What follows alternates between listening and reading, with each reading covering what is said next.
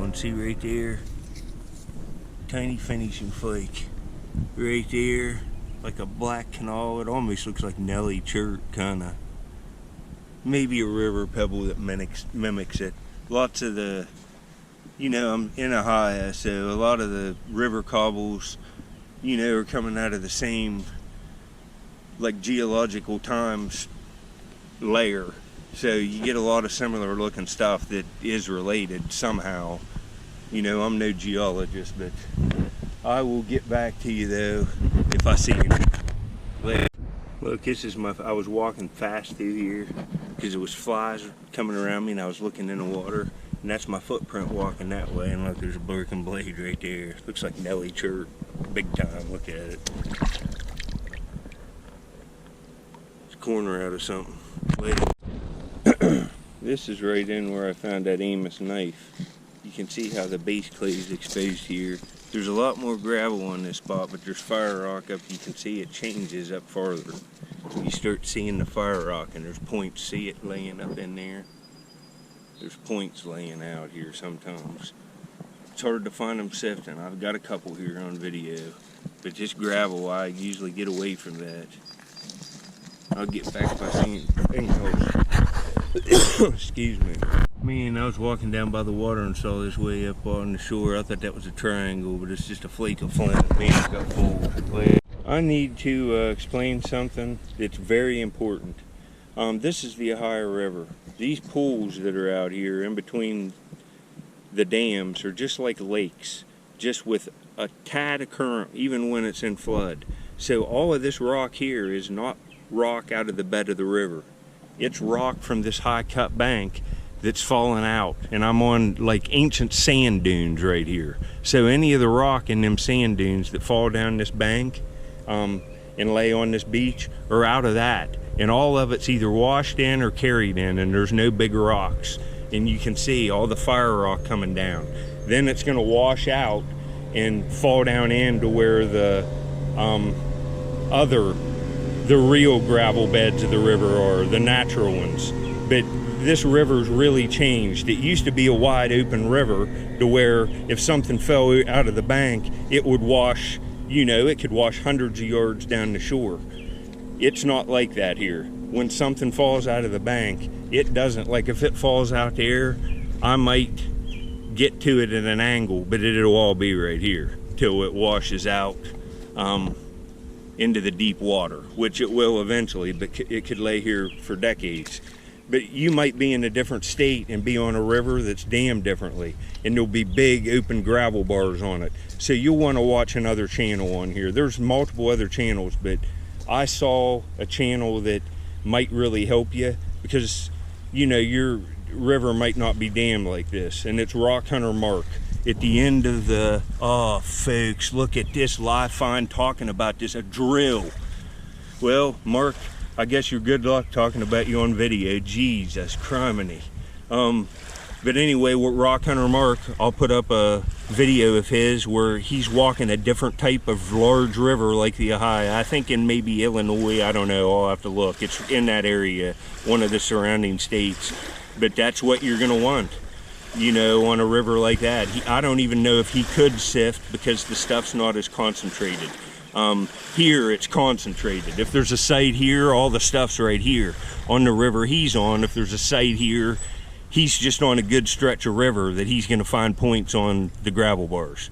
So go talk to him, maybe watch his videos, maybe that'll help you find a lot. But look at this, a green drill laying, jeez.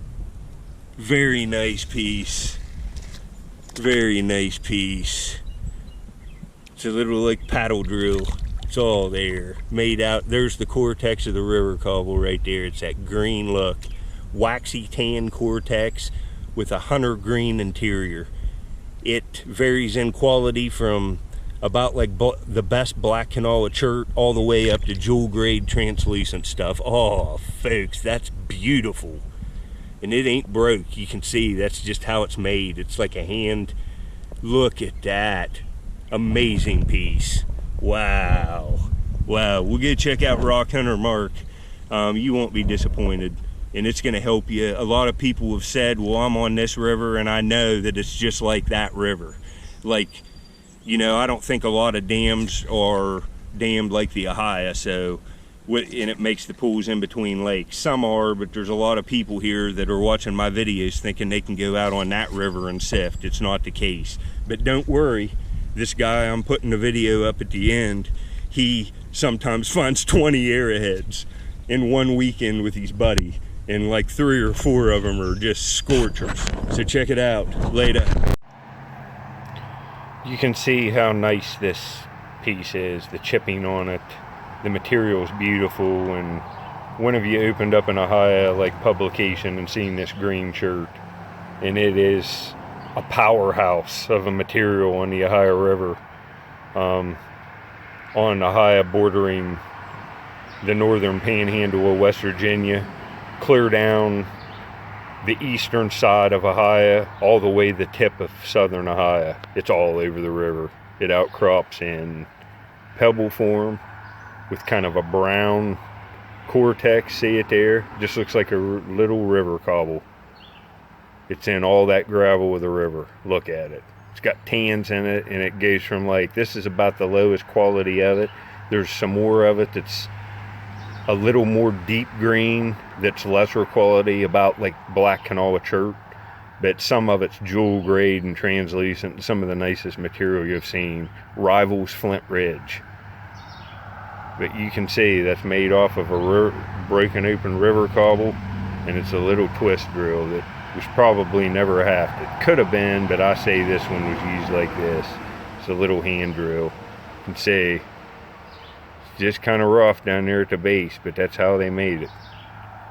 It was never a point. It was made as a drill. Well, thanks for watching. Later. See how the waves have hit this beach? And that fanned out, and there's gravel. This is an ancient sand dune. That's the sand from the dunes that were here. The river's higher than it was now. And now, when it comes up and down, it's coming up and down more frequently on the Indian sites than it was in ancient times. So it's washing that stuff out and it's fanning it out down here. And yeah, it's thousands of years of occupation. You know, I might find a 10,000-year-old piece here, and then I might find a musket ball. It's clear up into historic, this site.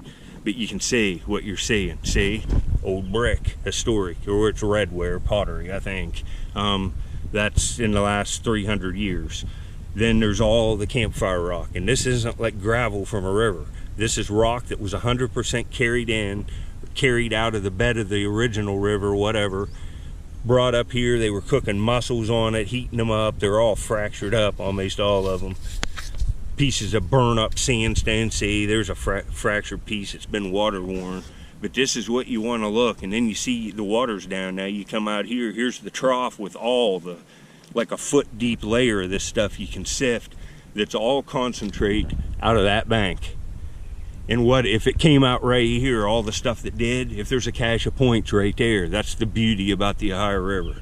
A cache comes out here of 400 points, you have a chance, realistically, if you come back and keep sifting, to get 390 of them. Some of them are going to wash out. They just are, and be lost forever. All of them are eventually. But if you get them when they're coming out, you can really find some good stuff. Believe me, it's time consuming.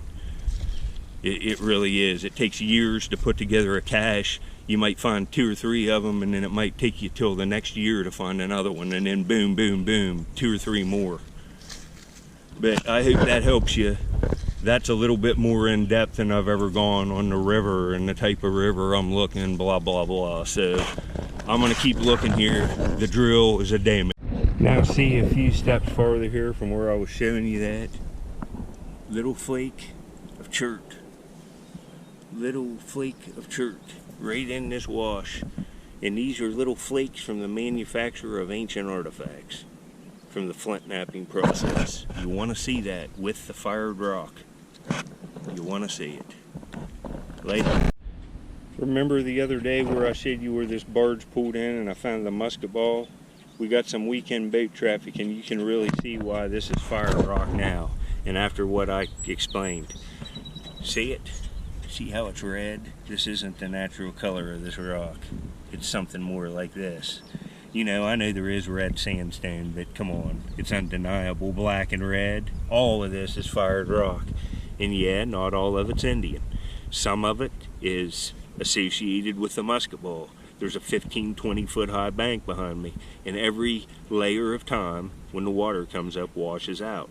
What you're doing is piecing together the puzzle of the stuff falling out of the bank. See, there's a flake of Crooksville chert right here in this mix. But I found a musket ball here too. Some sites, you're lucky, there might be a bifurcate site, and then the only other stuff there might be Fort Ancient, Mississippian, something like that. So you know what's associated for sure. So doing this archaeology on this river, there's so much knowledge involved in it. You're not only finding points, you're finding every tool that's right here associated, right out of one camp, all laying together. And if you look at the stuff and research it enough, you know what goes together in time. And you can get great displays together that really show the archaeology of the area. That's what I do in a nutshell. Right there's a piece like the drill's made out of. See how it's hunter green? Now look, it's translucent. It's a little higher quality, but it's the same river cobble, same type of rock coming out of the same geological strata in time. This is just a little higher quality. Hope you understand what I'm talking about, but I think I'm trying to do it, see, so everyone understands. There's a piece of red jasper. This is all manufacturing flakes from ancient artifacts. See, there's an old spike right in here where I found that musket ball. But see how this is all cleaned off? The moss is washed off of it. You can really, really see what you're dealing with. I turned this on because, well, I see another bullet. It's a more modern one. It looks like a 22 round. See it right there? It is. I don't see anything else, but I thought there might be a point laying out in here. That's why I turned it on. I'll go back. All right, this would have been an amazing crock. Hamilton and Jones, and then it says manufactured. It would have been manufactured for a business name, maybe a druggist, maybe a grocer. Would have been like a $1,200 crock all day long, probably, depending on what it was, maybe even more. You know, that's kind of a cool find. Look at that canine on that. Got that in my last screen. Very cool. Later. Alright, see, I'm still out looking. These are two flakes. I'm a little different site, little newer in age. On the right, Upper Mercer, also known as Coshocton Chert. This pink piece, let me show you. Hold on, let me grab it. Jewel grade pink Flint Ridge. Could be Bird Point people like those Rivertons laid archaic, but it could be like Hopewell, Adena. It just depends. But it's one of them on these places. Maybe Table Rock. They use these just from what I look and what I find. Those are the points that I might find here with these flakeages of Flint Ridge. I'll get back. I'm going to cut this off. There's some good information in this one. See, right there is a flake of Coshocton. Real high quality Coshocton too. I found some broken Jack's reefs in here. That's probably what this flakeage is off of. But I'm going to cut this off. See, other one. And I might find a point here. It'll be in the next video. And the video after this, there'll be the winner for the Red Key Mason and all kinds of other stuff and other giveaways. So make sure you subscribe. Later.